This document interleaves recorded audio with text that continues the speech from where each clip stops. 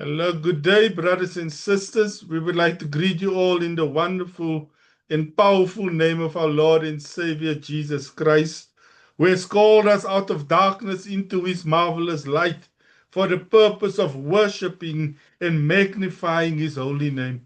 God is good all the time, and all the time, God is good. And so today, my dear brother, my dear sister, our message entitled for today is when we were at our worst. Before we go into open God's word, can we just pray together? Our God and our Father, today we invite your spirit in our midst. We pray for your leading and your guidance. We pray for each and every one that is listening to this message. We pray, Lord, that you will touch them and they may be transformed into your image. We pray for your leading in Jesus' name. Amen and amen. And so today, my dear brother, my dear sister, if you have your Bibles with you this day, can we turn our Bibles to the book of Romans chapter 5, verses 6 to 8. And I read in your hearing from the English Standard Version, and it reads as follows.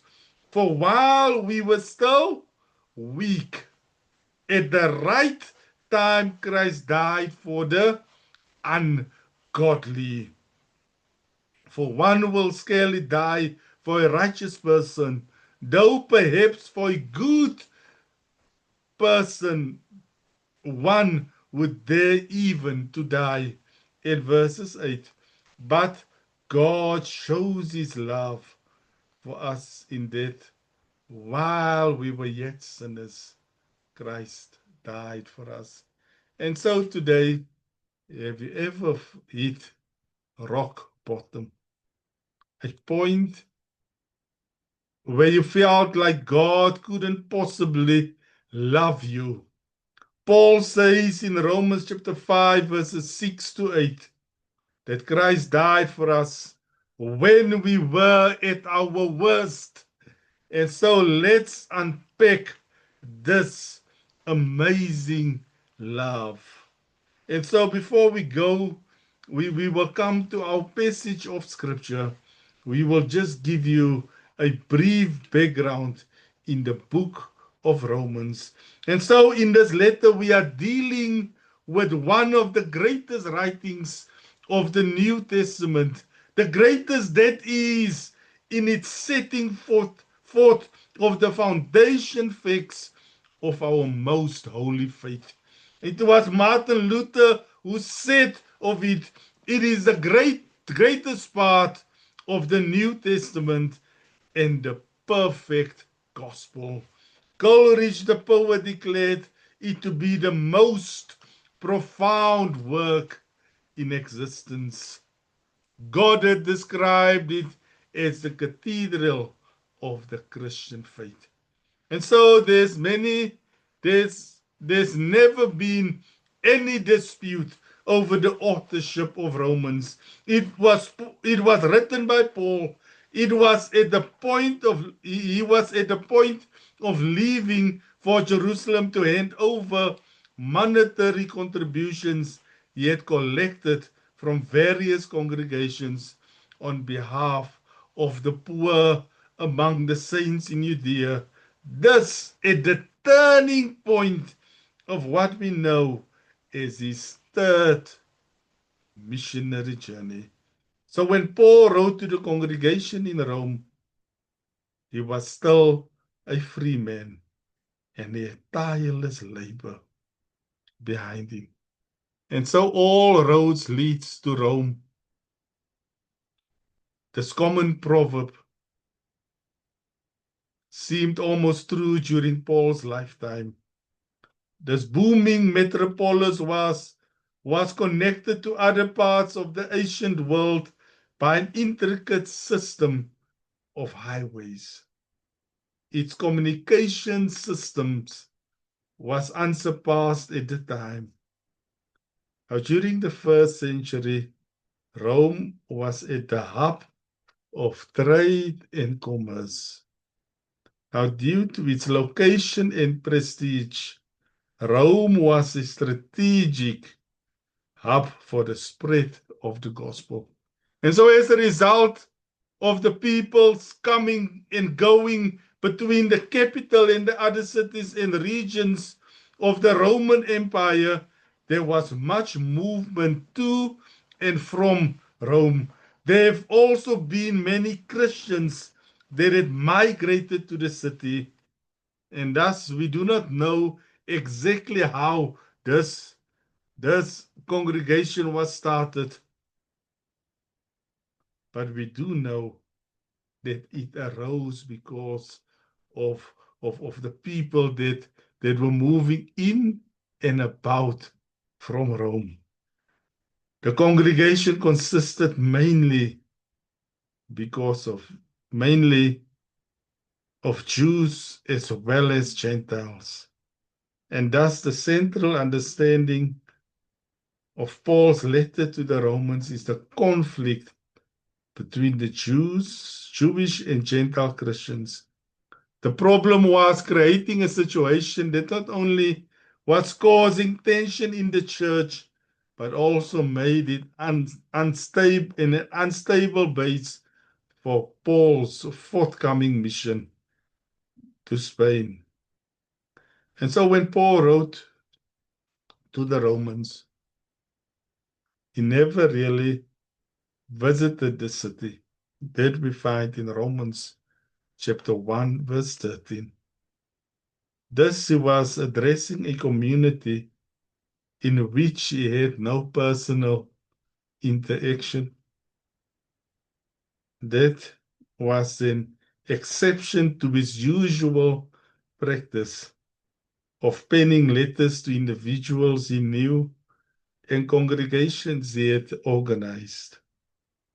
As it points out in the first chapter of the book, he had good reasons for writing to them since he was hoping to use Rome as a support base for his work in Spain. And so as we transition into our next phase, there are different sections within the book of Romans, and these sections help us to interpret the letter. For our purposes today, we will only discuss two sections of the book. In the first section, that runs from Romans chapter 1, verses 18 to Romans 3, verse 20. In this passage, Paul highlights that all are sinners and are liable for judgment. This means that Paul is saying that both Jew and Gentile are sinners, and no one has an advantage over the other. In other words, the meaning for us today is whether I'm a Seventh-day Adventist, whether I'm an evangelical Christian, both are doomed. Both are sinners in need of a savior. In our second section that runs from Romans 3, verses 21 to Romans 5, verses 21. And so we find in this passage, Paul highlights that the righteousness of God through faith in Jesus Christ is for all believers. For there's no distinction in salvation between Jew and Gentile, just as all have sinned, so all are justified in the same way. And that way is based on faith rather than the law. And thus, just as one man's trespass led to condemnation for all men, so one man's act of righteousness leads to acquittal and life for all. Men who take hold of the gift through faith, as a result, many will be made righteous through their faith in Christ. So today, my dear brother, my dear sister, we will examine these 3 points. And these 3 points it is basically our scripture reading that we find in Romans chapter 5, verses 6 to 8. And so it is not in that order, but we will look at Romans chapter 5, verse 7. And this is our first point. Human love at its best will motivate a person to give his or her life for a truly good person. Now, Paul here brings forth the human approach to giving our lives for someone or even helping them. Usually, our first question when asked to help someone, even at, at the financial level, is they're worthy. Do they deserve it? Will they appreciate it or squander the fruit of the gift? It is only in the light of our human attitudes that the absolute radicalness of God's love shines forth. And so a story is told of a young lady who did not have any other option but to sell her body to feed her two children. She did this for several years, and it was taking a toll on her. She did not have a choice, so as the men were sleeping with her, she prayed and asked the Lord. She said, Lord, I really don't want to do this. And so she asked the Lord to remove her from her current situation. But it only got worse. And so this story highlights humanity's greatest need. Human love at its best will motivate a person to, to go all out for her children. And as we move to our second point, and that is verse 6. Christ, sent by God, died not for righteous people or even for good people, but for rebellious and undeserving people. And so timing is everything. I remember a time in my life when I wanted to work for the Lord on a full-time basis, but I had many obstacles. And at the right time, the Lord opened a door and I could work for him on a full-time basis. So God's love to you, my dear brother, to you, my dear sister, is active and not passive. In Romans chapter 5, 5 tells us that Jesus did not die for the worthy, but for those out of harmony with him and the Father. It is this kind of love that girds the Christian hope. And therefore, as we come to our last and final point, verse 8.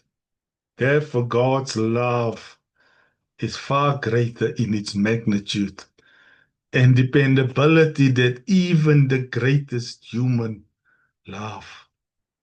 And so we find here in verse 8 that Paul continues thought by telling us that Christ died for you, Christ died for me, Christ died for us while we were yet sinners. Now, a sinner being not merely out of harmony with God's will, but in active rebellion against him. The Bible that describes sin as being against God's personality. But beyond being personal, sin is moral. It is the deliberate act of the world to rebel against God. Sin today, my dear brother, my dear sister, is a choice, a conscious rejection of God. It was Emil Brummer who puts it this way. It is like the son who strikes the father's face in anger. It is the bond bold self-assertion of the Son's will above that of the Father. It is with those thoughts in mind that we can begin to see the height and depth of and breadth of God's love. So today, my dear brother, my dear sister, when we were at our worst, we realized that we could not save ourselves. Someone had to come and rescue us. I think today of that young man who went out with his friends thinking that he could conquer the world by himself, together with his friends, started to drink alcohol and smoke to be recognized and acknowledged by all. The next morning, when he woke up, he was all alone and had a craving to smoke and drink alcohol. It was at this point, remember, Paul came at a turning point in his life. And so he came at a turning point in his life. He realized that he could not save himself. Not only did Christ come at a good time in history, but he also came exactly at the right time, according to God's schedule. God controls history and he controls the timing and the results of Jesus' death. And so while we were yet sinners, these are the amazing words. God sent Jesus to die for you and for me. Not because we were good enough, but he loved us. Whenever today, my dear brother, my dear sister, when you feel uncertain about God's love for you, remember that he loved you before you turned to him. If God loved you when you were a rebel, he can surely strengthen you now that you love him in return. The power that raised Christ from the dead is the same power that saved you and is available to you in your daily life. And so be assured that having begun a life with Christ, you have a reserved power and love to call on each day for help to meet every challenge or trial. And so, in conclusion, as we wrap it up, so when you feel like we at our worst, remember that's when God's love meets us. Not when we good, but when we weak. And so today, my dear brother, my dear sister, let's respond to him with humility and gratitude. So today, my dear brother, my dear sister, God has created us all with the freedom of choice. You're either for him or you are against him. And so, even Christ said, you did not choose me, but I have chosen you. And so, God has chosen you today. It's just for you and for me to come to him. And he's waiting there with open arms. Can we pray together? Our God and our Father, we realize that when we were at our worst, you died for us. And so, Lord, we pray for your strength. We pray for your leading, and we pray for the perseverance to hold on to your hand and to do what you've called us to do. In Jesus' name we pray. Amen and amen. Amen. And until we meet again, God bless.